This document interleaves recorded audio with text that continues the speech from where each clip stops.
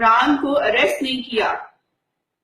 کیوں؟ کیونکہ وہ یہی کہتا تھا کہ میں فریڈم آف ایکسپریشن، میں ڈیموکریسی کا علم بردار ہوں.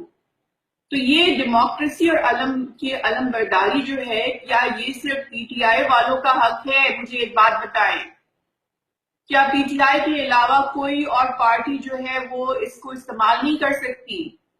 یہ ڈیموکریسی نہیں ہے، یہ ڈکٹیٹرشپ ہے، یہ آمریت ہے جس کے اندر ہم رہ رہے ہیں. اور مجھے افسوس کے ساتھ یہ کہنا پڑتا ہے کہ انفارچونیٹلی یہ کام جو ہوا ہے، اس کا فائدہ صرف اور صرف اسلاموفوبیا لابیز کو ہوا ہے.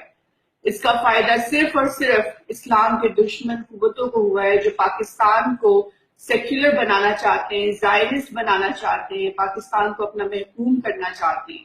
یہ مدینہ ثانی نہیں بن رہا ہے، غربت بڑھ رہی ہے. آپ نے انکروچمنٹ کے خلاف جو آپریشن کیا ہے اس میں تباہی آ گئی ہے. اس کے علاوہ آپ نے جو بجلی اور گیس کے بل بڑھا دیے، ایک عام آدمی رو رہا ہے. یہ مدینہ ثانی کہاں سے بن رہا ہے؟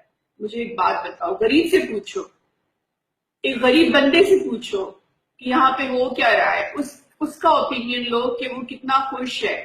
یہ جو پولز آج کل فلیگ ہو رہے ہیں جگہ جگہ ڈفرینٹ نیوز چینلز پہ، ان کی کوئی ویلیڈیٹی نہیں ہے، کیونکہ غربت بڑھ رہی ہے. غریب رو رہا ہے، غریب خوش نہیں ہے.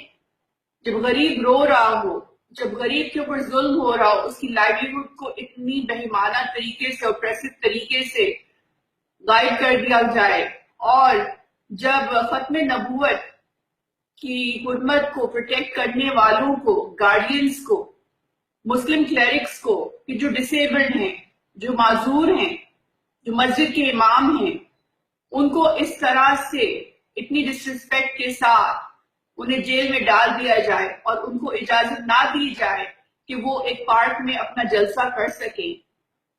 تو یہ کیا ہے؟ یہ عامیت نہیں ہے تو یہ اور کیا ہے؟ کون کہتا ہے کہ یہ جمہوریت ہے؟ یہ جمہوریت نہیں ہے. اٹھ جاؤ، جاگ جاؤ، یہ مدینہ ثانی نہیں بن رہا. یہ آپ کو دھوکہ دیا جا رہا ہے. You are being cheated. آپ کے ساتھ بہت بڑا دھوکہ ہو رہا ہے. یہ صرف اور صرف زائنسٹ کو خوش کرنے کی کوشش کر رہے ہیں. 2 نومبر کو گیٹ بلڈرز نے لکھا کہ خادم رضوی کو جیل میں ڈالا جائے، اور آج کیا تاریخ ہے مجھے بتائیں.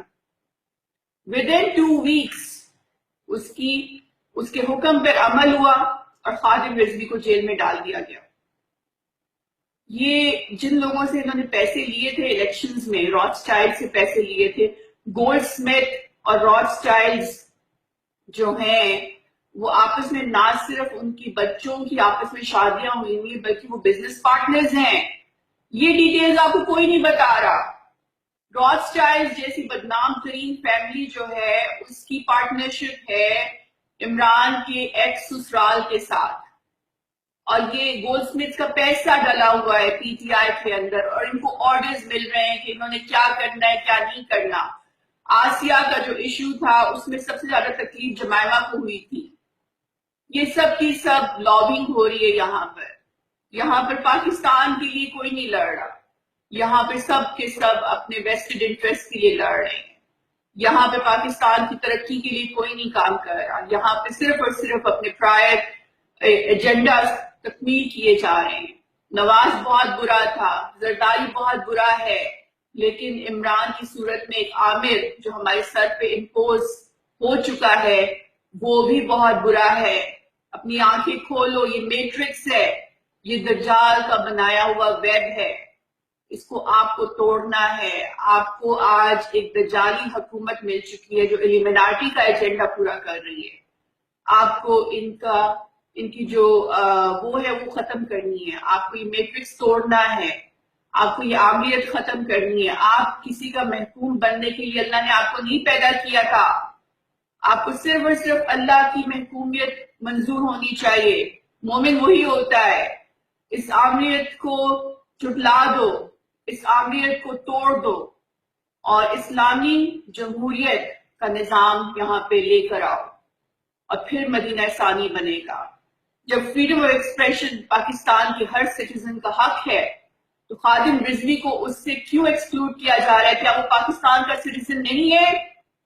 تو اس کو کیوں آپ نے اریسٹ کیا؟ کس بیسس پہ اریسٹ کیا؟ This is unconstitutional, this is illegal, this is against the Pakistan's constitution.